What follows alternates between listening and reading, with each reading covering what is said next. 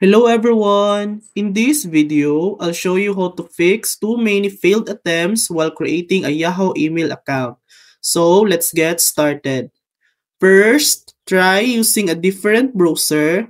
Sometimes switching browsers can fix login issues right away.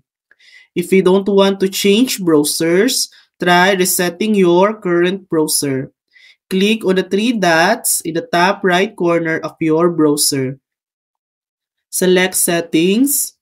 In the Settings menu, search for Cookies. Find the option to clear browsing data, including cookies.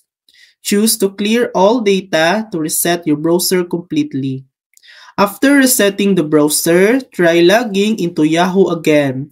Your browser will now behave like it's brand new. Still getting the error? Go to Google and search for Yahoo support email. Click on the official Yahoo help link depending on your location. On the support page, choose your issue and either call Yahoo support or use the contact options provided to report the login error. And that's it. That's how to fix too many failed attempts while creating a Yahoo email account. Thanks for watching. If this video helped you, please like and subscribe for more helpful tutorials.